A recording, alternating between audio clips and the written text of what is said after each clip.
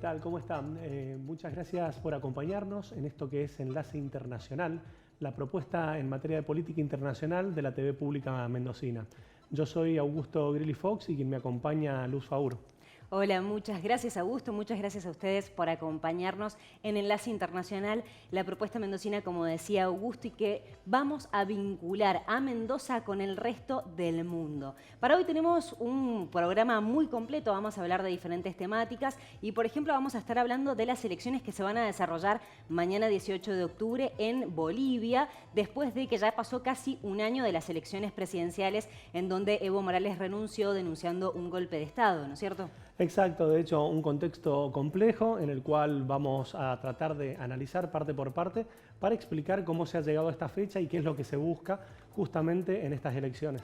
Exactamente. También vamos a estar trabajando el contexto de las elecciones, pero de Estados Unidos. El 3 de noviembre se van a celebrar las elecciones presidenciales, así que vamos a estar analizando y en profundidad. ¿Por qué? Porque vamos a entrevistar a un periodista mendocino que está en Carolina del Norte, a Daniel Biotto, en un ratito nada más, así que no te lo puedes perder. Y también tenemos una propuesta más que interesante para hoy. Exacto, de hecho te vamos a plantear una película, un documental, una instancia en la cual de una forma descontracturada vos puedas comprender, interpretar y relacionar las distintas lógicas que se han dado en los procesos políticos con materiales audiovisuales. Exactamente, es una propuesta muy interesante. De acá al final de Enlace Internacional vas a tenerlo siempre. Es esta propuesta de vincular una producción artística con un proceso histórico, un hecho, un evento en particular que nos ayude a interpretarlo, entenderlo, comprenderlo mejor. Por supuesto, acercándonos también al hecho histórico. Exacto.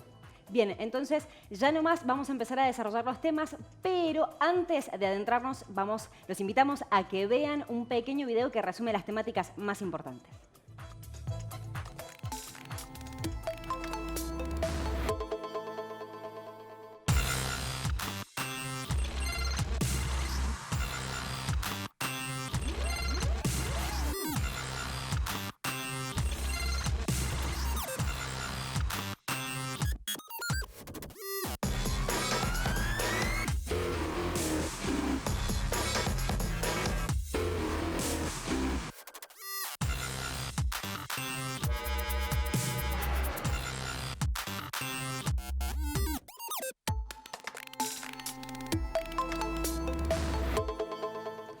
Como te anticipamos, en octubre del año pasado se desarrollaron las elecciones en Bolivia, donde en principio dieron como ganador a Evo Morales, pero por informes de la OEA y por los distintos procesos que se fueron dando, sumado a los reclamos y a las manifestaciones que fueron promovidas en su momento por el candidato Carlos Mesa en repudio al proceso electoral que se realizaron, es que se frisaron estos resultados. Exactamente, muy interesante lo que ocurrió. De hecho, bueno, se vienen ahora las elecciones 18 de octubre, pero es importante entender qué es lo que ocurrió el 20 de octubre del año pasado. Como bien decía Augusto, las elecciones se dieron en un marco de legalidad, pero lo que ocurrió el 20 de octubre es que el Tribunal Supremo Electoral, mientras estaba realizando la transmisión de los resultados preliminares, interrumpió abruptamente esta transmisión y la continuó casi 24 horas después. Pero es importante, ¿por qué? Porque generó tanto repudio y la denuncia por parte de los diferentes líderes de la oposición, porque la diferencia que lideraba Evo Morales con respecto a Carlos Mesa, que era el candidato que más puntos tenía siguiendo a Evo Morales, no superaba los 10 puntos. Entonces, la particularidad estaba en esto de que denunciaron fraude electoral. Este informe de la EA también, de la OEA, sí, de la Organización de los Estados Americanos, potenció y exacerbó, de hecho, los reclamos. Como bien decías vos, Augusto, hubo esta situación de reclamos, de marchas, movilizaciones, protestas. De hecho, Carlos Mesa puntualmente rechazó y dijo que no reconocía los resultados de las elecciones, lo que derivó en que el 10 de noviembre, Evo Morales anunciara que iba a repetir las elecciones y que iba a cambiar a todos los miembros del Tribunal Supremo Electoral. La cuestión es que horas después nada más anunció que renunciaba, que dimitía, y prácticamente la renuncia no fue formal porque se tuvo que ir hacia México pidiendo asilo y después vino aquí a Argentina. Exacto, de hecho esto se da en un contexto de un golpe de Estado en el cual algunos analistas planteaban la lógica de que si había existido una renuncia. Entendemos e interpretamos que desde el momento en el cual las fuerzas intervienen sugiriéndole a un presidente la renuncia, se da un golpe de Estado dado que no es el rol de las fuerzas. por lo cual entendemos que Evo Morales se exilia del país, además de haber sufrido un golpe de Estado hacia México, sobre todo argumentando la seguridad en relación a su persona y a sus allegados. De esta forma, como aclaró Luz, se va a México, él está durante un tiempo en este proceso en México y después se traslada a la Argentina. Exactamente, bueno, el 12 de noviembre asumió Yanine Áñez como presidenta interina. En realidad le correspondía a Adriana Salvaterra, que era la presidenta de la Asamblea Legislativa, pero ya había renunciado horas antes. La cuestión es que Yanine Áñez asumió en una asamblea que de hecho también fue denunciada por, justamente por un fraude, porque decían que en realidad no había quórum legislativo para, porque los legisladores del MAS no estaban presentes, pero bueno, se terminó llevando a cabo esta sesión y bueno, la cuestión es que terminó siendo proclamada presidenta. El 24 de noviembre finalmente terminaron reconociéndose la anulación directamente de los resultados y una convocatoria a nuevas elecciones, pero recién fue en enero de este año cuando se conoció que la fecha iba a ser el 3 de mayo. Exacto, se planteó para mayo la elección, después se pasó para septiembre. Hubo muchas diferencias entre oficialismo y oposición. Costó mucho unificar un criterio, dado que existieron especulaciones de que el gobierno de Yanine Áñez pretendía avanzar durante todo este año con el argumento de la pandemia en gobernabilidad. Las presiones fueron varias y la fecha se definió justamente para el 18 de octubre. Es así que vamos a ver en relación a este proceso, cómo ha avanzado con los diferentes candidatos, cómo se desarrolla. Por parte del MAS tenemos al candidato Luis Arce, quien se desarrolló como ministro de Economía durante la gestión de Evo Morales, y tenemos a David Choquehuanca como candidato a vicepresidente. Exactamente, David Choquehuanca fue ministro de Relaciones Exteriores durante también el mandato de Evo Morales. Tenemos a otro de los candidatos, que es Carlos Mesa, como recién lo anunciábamos, por Comunidad Ciudadana. Carlos Mesa fue vicepresidente durante el mandato de González Sánchez Lozada desde 2002 a 2003 y también fue presidente de Bolivia en el año 2003 hasta el 2005, después de que renunciara Gonzalo Sánchez de Lozada, y él en 2005, 9 de junio de 2005, también terminó renunciando. Como decíamos, también pertenece a la derecha. El otro candidato, Fernando Luis Camacho, referenciado como la extrema derecha, podríamos decir, de Bolivia. De hecho, algunos hasta lo vinculan en relación a la empatía político-ideológica con Jair Bolsonaro. También muy vinculado a estos sectores, sobre todo cruceños, con una perspectiva de lo más extrema posible, podríamos llegar a decir. Es en este contexto que, de hecho, Yanine Áñez en su momento renunció a esta candidatura, quien se había proclamado candidata, pero las mediciones no la acompañaron. Ella llegó a un 8% aproximadamente, y es por esto que tomó la decisión con el argumento de que el MAS no gane, y tratando de hacer una traslación de votos hacia el sector de Carlos Mesa. Exactamente, bien decías, el 17 de septiembre terminó anunciando que daba de baja su candidatura para evitar que regrese el MAS al poder. Ese fue su principal argumento. También, se está hablando de que la renuncia del expresidente Toto Quiroga, que también renunció el día domingo. La idea es concentrar la mayor cantidad de votos en un solo candidato, que es Carlos Mesa, para darle pelea a Luis Arce, que viene estando en intención de votos un poco más a la cabeza, pero según diferentes sondeos, porque por ejemplo el sondeo de Ipsos habla de una intención de voto de Luis Arce de un 34% y un Carlos Mesa con un 27,9%. Igual ahí, con esos números, no podría lograr ser candidato, o sea, no podría ser presidente. ¿Por qué? Porque la ley electoral de Bolivia establece que sí o sí tienen que tener o un piso de 40% con una diferencia de 10 puntos con el segundo candidato, o si bien el 50% más uno para poder proclamarse como el presidente. La cuestión es que está muy debatido. Hay otras encuestas, como por ejemplo la de la CELAC, que plantea que hay una victoria en primera vuelta de Luis Arce. Ninguna de estas dos encuestas, hay que tenerlo en cuenta, que contempla las zonas rurales ni el voto en el exterior. Exacto, de hecho el juego está abierto en el sentido concreto de que entendemos que puede haber un triunfo del MAS en primera vuelta, puede existir una segunda vuelta entre Luis Arce y Carlos Mesa. Muy raro sería que de este marco se maneje otra posibilidad, otra variable.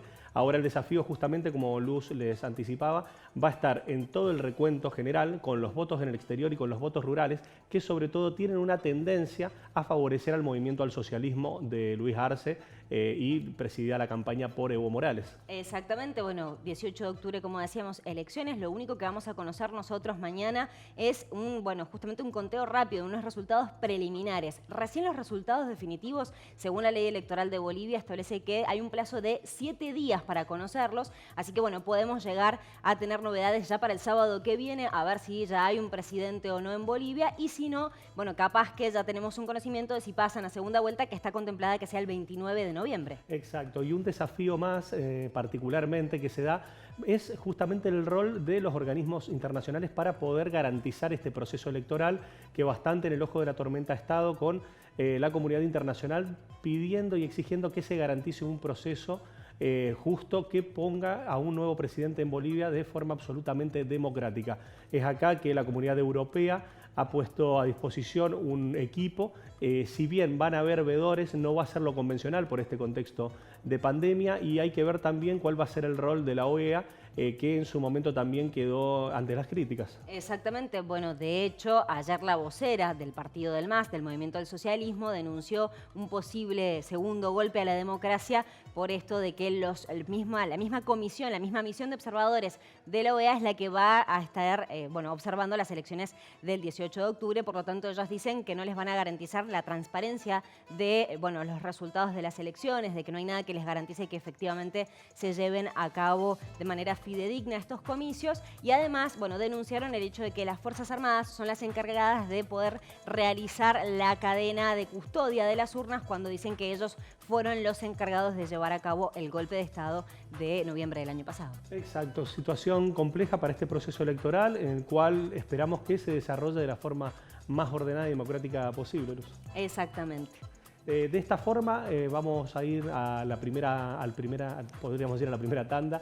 Nos vamos a encontrar, como te anticipamos, con una nota en profundidad con Daniel Biotto, con un periodista mendocino radicado en Carolina del Norte, Estados Unidos, para analizar todo este contexto que se da para las elecciones del 3 de noviembre, donde los candidatos, por el lado de los republicanos, es Donald Trump buscando su reelección, con Mike Pence para buscar también su reelección como vicepresidente, y por otro lado la candidatura de Joe Biden, ex vicepresidente de Barack Obama, con la candidata a vicepresidenta Kamala Harris. Exactamente, la primera mujer que sería en ocupar, si llega a ocupar este cargo, la primera en lograr la vicepresidencia de Estados Unidos, en un contexto de mucha tensión, de idas y vueltas. Recordemos, Donald Trump, de hecho, se enfermó de coronavirus, ya fue dado de alta, hizo un mitin. Bueno, hay muchas tensiones y, por supuesto, las encuestas también están ahí al ojo de las distintas estrategias de campaña de los dos candidatos, porque están, aparentemente Joe Biden estaría liderando las encuestas,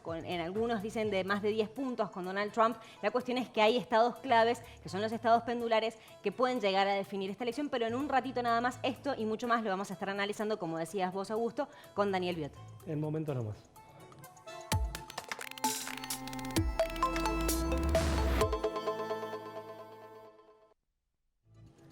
Continuamos con Enlace Internacional. Como te anticipamos, justamente vamos a estar desarrollando la actualidad de las distintas temáticas de este proceso preelectoral en los Estados Unidos, donde se han dado varios debates y donde el 3 de noviembre se llevan a cabo las elecciones. Vamos a hablar entonces con Daniel Biotto, como lo habíamos anticipado, periodista mendocino, está radicado en Carolina del Norte y pertenece a la cadena Telemundo. Buenos días, Daniel, ¿cómo estás? Buenos días, un gusto saludarlos. Saludo a todo Mendoza y gracias por esta invitación. Bueno, queríamos consultarte justamente cuál es la situación de Estados Unidos en este contexto de elecciones que ya falta muy poquito, el 3 de noviembre. Faltan poco más de 2 semanas y, bueno, hay mucha expectativa, como se pueden imaginar. La situación aquí es muy tensa por 2 razones. Una es la situación por la pandemia, que ha tenido un impacto económico muy fuerte. Y la situación de salud pública que está generando la pandemia, una situación también extremadamente difícil. Y por otro lado está la situación política. El país está dividido, está polarizado como nunca antes. Hay quienes dicen, especialistas, historiadores, que el país no está dividido de la época de la Guerra Civil, para que ustedes tengan una idea. Y entonces la polarización es muy grande, la expectativa es enorme, el presidente Trump va perdiendo en las encuestas por más de 10 puntos sobre Biden. La mayoría de las encuestas de ganador a Joe Biden por 11, 12 y hasta 13 puntos. Así que hay desesperación en la Casa Blanca en este sentido. El presidente que sigue jugando con el tema del coronavirus, que esto fue un envío de Dios para él, en fin, una cosa rarísima. El mensaje de la Casa Blanca en el vestido y el presidente Trump en específico. Así que la situación es bastante complicada, pero creo que anticipándome tal vez a cualquier otra pregunta de ustedes, lo más difícil aquí, y a ustedes como periodistas también se lo digo, no es lo que va a ocurrir el 3 de noviembre, sino lo que puede llegar a ocurrir aquí el 4 de noviembre. Bien. Daniel, en relación a lo que plantea justamente a este contexto complejo, la situación política, pero la situación social en materia de conflictos, la situación racial, los distintos asesinatos de gatillo fácil que se han dado, han puesto ante la mirada del mundo la situación político-social de los Estados Unidos. ¿Qué rol juega esto en esta previa electoral? Muchísimo. Por eso te mencionaba unas razones, el tema del coronavirus y el impacto económico que ha tenido. Mira, para darte una idea, en mi ciudad está a 10 minutos de donde yo vivo. Yo voy por una calle que está paralelo a una carretera, supongamos la costanera en Mendoza, y antes de llegar a una calle que es la calle principal de Charlotte, yo tengo que doblar a la derecha, hago estoy en mi trabajo, prácticamente en el centro de la ciudad. Y ayer fui por primera vez después de 7 meses, que no pasaba por ahí, porque estaba trabajando desde casa, y lo que me encontré fue con una ciudad de paz. Hay baldíos enteros donde yo conté, no sé, tengo que haber contado más de 80 carpas mientras iba pasando despacio, saqué fotos. El nivel de deterioro social es enorme en este país, y eso está generando una reacción de parte de la gente. La gente se da cuenta que más allá de la pandemia y el costo económico que implica una pandemia, el mal manejo de esto ha llevado también a una situación económica espantosa. Como te digo, son cuadras y cuadras de carpas de gente durmiendo debajo de puentes, en las veredas, debajo de los árboles, los baldíos completamente llenos de carpas, familias enteras pude ver ahí. Y esa es la realidad que está enfrentando el votante que llega al 3 de noviembre, ¿no? Una situación muy frágil en materia de salud pública y muy, muy difícil en materia económica.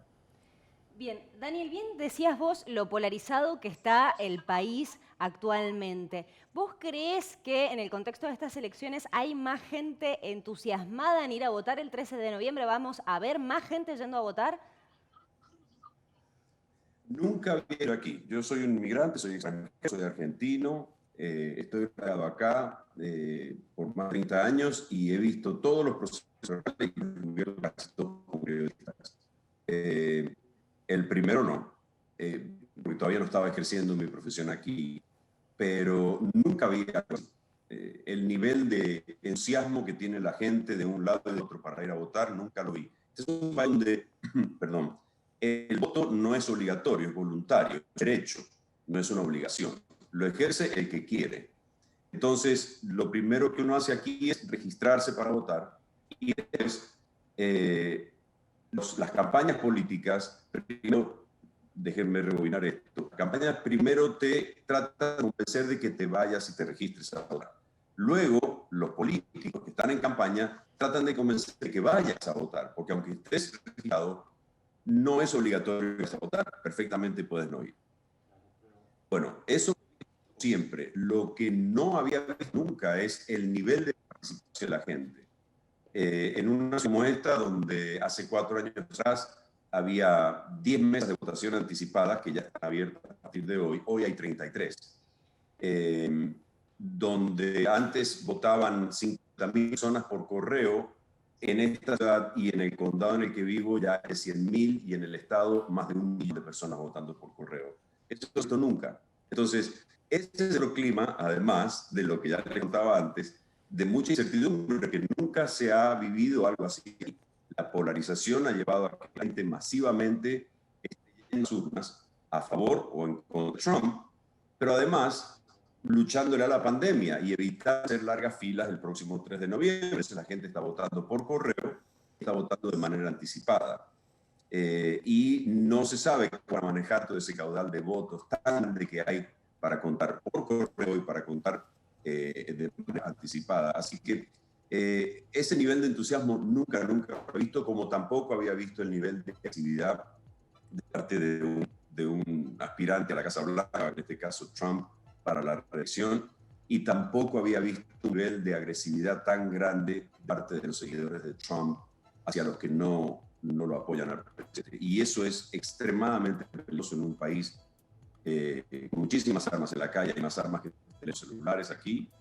Hay una tensión racial que cada vez se expande y es muy, muy peligrosa. Así que es una situación bien difícil, pero atípica. Yo nunca había visto algo así aquí. Daniel, en relación a lo que es estrictamente político en cuanto al desarrollo de las elecciones, o sea, la tendencia que hay por los estados, tenemos los estados pendulares, tenemos los estados que están ya definidos con una tendencia hacia los demócratas y hacia los republicanos. ¿Podemos afirmar que las elecciones se definen entre estos 6 o 7 estados pendulares que se les llama? Seguro, seguro. Justamente les estoy hablando de uno de esos estados, Carolina del Norte. Aquí se le llama battleground states, o estados donde libra esta batalla entre demócratas y republicanos. En el contexto en el que estamos en este estado, el gobernador es demócrata, la legislatura tiene mayoría republicana.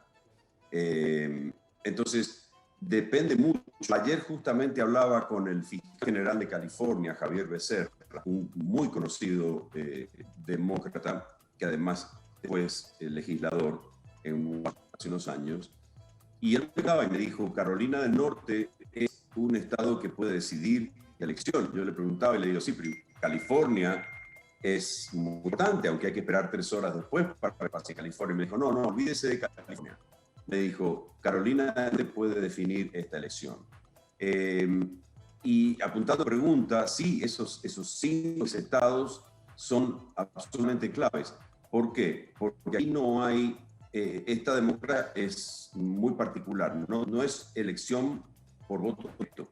Aquí lo que se elige es un colegio electoral, y es el colegio electoral que es el presidente. Y no siempre el colegio electoral va a elegir al presidente del Estado. El ejemplo es Trump. Hillary Clinton ganó por 3,5 millones de votos por sobre Trump. Pero Trump ganó esos estados que aportan más electores al colegio electoral. Y entonces lo apoyaron a él y así él terminó ganando. Hillary Clinton se enfocó en conseguir voto popular porque pensó que automáticamente le iba a dar mayoría en el colegio electoral. Trump apuntó a los estados que le iban a dar mayoría en el colegio electoral y terminó ganando. Ella ganó el voto popular, él ganó en el colegio electoral y hoy es presidente. Eso mismo es lo que va a pasar en esta próxima elección, y esos 6 estados a los que hace referencia son precisamente esos, entre ellos Carolina del Norte. Los electores que le aporte Carolina del Norte al colegio electoral pueden dar vuelta en elección para uno o para el otro, sin lugar a dudas. Perfecto, Daniel. Te hago la última pregunta ya para ir cerrando. ¿Qué podemos esperar de acá al 3 de noviembre? ¿Qué puede llegar a pasar, en tu opinión, en contexto de las elecciones? Es pararse la cabeza, realmente. Nadie sabe lo que va a pasar aquí el 3 de noviembre. Nunca había visto esto. Todo el mundo está tratando de votar para escapar las filas del coronavirus. La tensión racial es extremada, muy peligrosa, tal vez como en la época del reclamo de los derechos civiles por los años 60. El Ku Klux Klan, los supremacistas blancos, grupos racistas, conservadores radicales, republicanos conservadores radicales, todos armados y listos para salir a defender al presidente Trump el 4 de noviembre si él pierde. No vemos lo que va a pasar. Tal vez no tengamos presidente esa noche, porque no se sepa, porque hay una cantidad de votos por correo sin precedente. ¿Y quién va a contar esos votos? ¿Cuándo se va a contar? La gente va a poder mandar eso por correo hasta el viernes anterior a las elecciones. Ese voto va a llegar antes, va a llegar a tiempo para que se cuente el día 3 por la noche. Nadie sabe. hay mucho peligro de manipulación de votos, de corrupción. De hecho, en California los republicanos están distribuyendo buzones donde la gente puede ir a depositar el voto y eso está prohibido.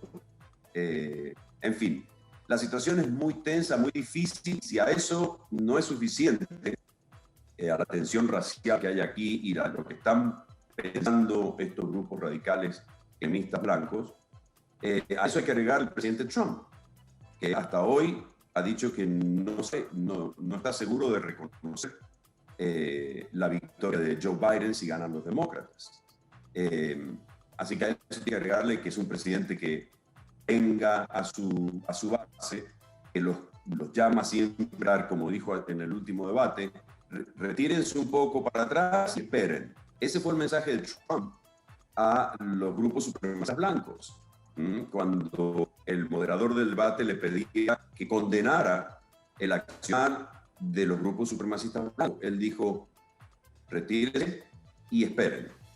Básicamente le dijo, hey, estén listos hasta cuando yo les dé la señal y vamos con todo. Así que ese es el clima y si te tengo que dar una apreciación personal de lo que puede llegar por el martes por la noche o el miércoles, que creo que va a ser el día más difícil, cualquier cosa puede pasar aquí y ojalá no, porque sería realmente un desastre para la economía de este país, para la democracia de este país y para el bienestar de la gente.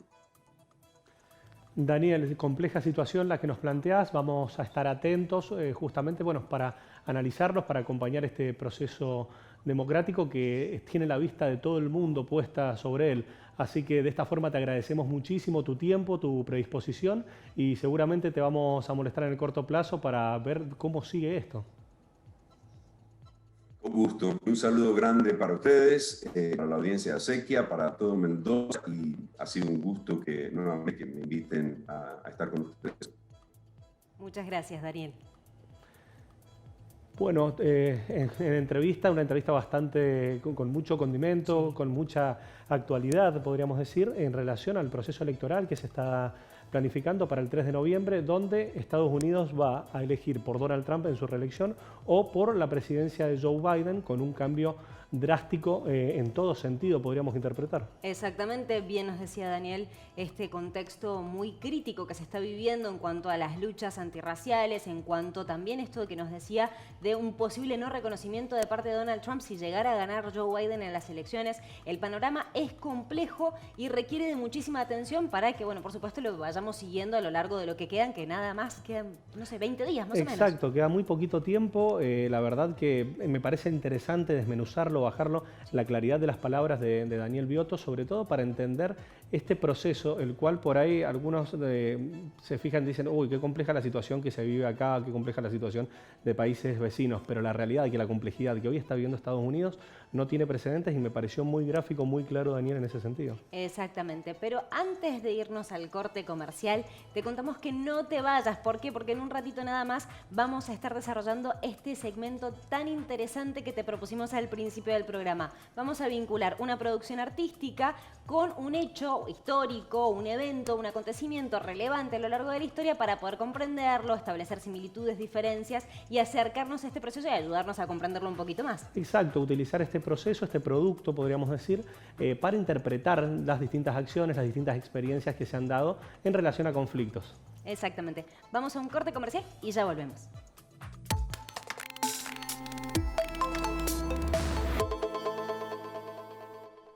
Continuamos con Enlace Internacional y como te habíamos anticipado, en este bloque te vamos a hacer una propuesta en materia cultural, pero también para poderte explicar los conflictos, para que se entienda de qué se tratan todas estas cosas que pasan en el mundo, pero apoyándonos un poco en el cine, en los documentales y en las distintas propuestas que grandes artistas, que grandes directores, grandes guionistas han puesto en valor. Bueno, nosotros te los vamos a prestar a vos para que podamos entender juntos de qué se tratan estos procesos. Exactamente, y en esta ocasión elegimos básicamente básicamente dos tipos de producciones artísticas. Una que es un documental y la otra es un tráiler que habla sobre las elecciones de Bolivia, pero el año 2002, aprovechando a vincular, como hablábamos en el primer bloque, de las elecciones de Bolivia que se van a realizar ahora el 18 de octubre. Este documental y este tráiler hablan puntualmente de las elecciones en Bolivia del año 2002, cuando, en el proceso de campaña, puntualmente cuando Gonzalo Sánchez de Lozada logra posicionarse, siendo que no tenía una popularidad, una imagen pública ni gran intención de voto, logra, a partir de contratar una consultora estadounidense, logra posicionarse y llegar a la presidencia. Ahora los invito, antes de adentrarnos un poco más a hablar sobre las dos producciones artísticas, los invito a que veamos el tráiler de la película Our Brand is Crisis del año 2016.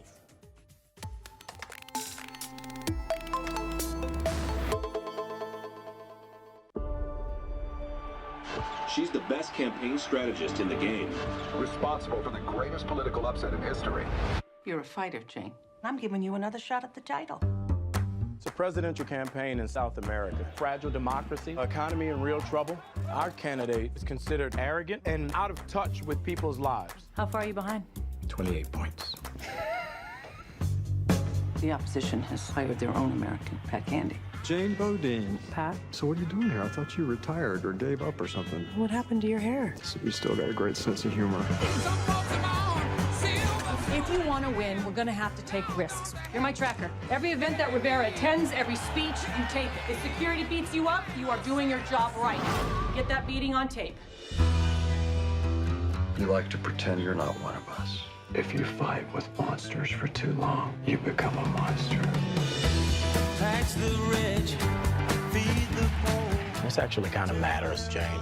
We're talking about people's lives. No pollution, no solution. I'm not going to stand by and watch as this nation falls apart. This is no longer an election. This is a crisis. We're going to shoot the commercial, por favor. Lamas, this animal would lead us to prosperity.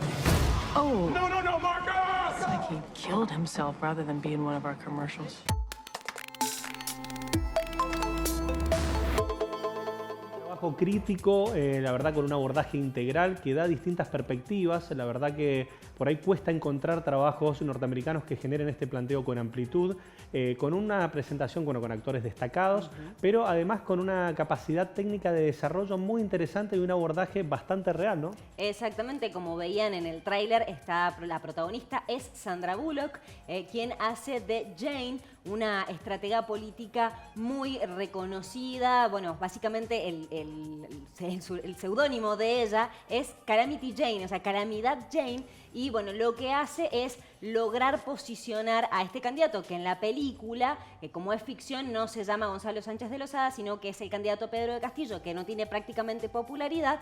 Lo que hace es lograr posicionarlo, pero está muy bueno el condimento que te deja la película, a diferencia del documental, es el hecho de, porque hay algo que tenemos que aclarar, es el hecho de que la película está basada directamente en el documental que fue elaborado en el año 2005. Entonces, la cosa es que la película te da ese condimento un poco más emocional, más personal, en el sentido de, bueno, justamente que la convicción que hace que Jane lleve a posicionar a este candidato Pedro de Castillo, que estaba por debajo de los 28 puntos, no es una convicción política, no es algo que ella considere que realmente va a traerle prosperidad y bienestar al pueblo de Bolivia, sino tiene que ver con una cuestión de ego, porque justo el estratega político contrincante es el que asesora al candidato contrincante, Rivera, que vendría a ser en representación a quien era el candidato en ese momento, en el año 2002, Manfred Reyes de Villa, que, bueno, justamente ella, por esta cuestión de ego, de ganarle al otro estratega político, es que logra hacer toda una estrategia a base de lo que quieran, no solamente de encuestas, entrevistas,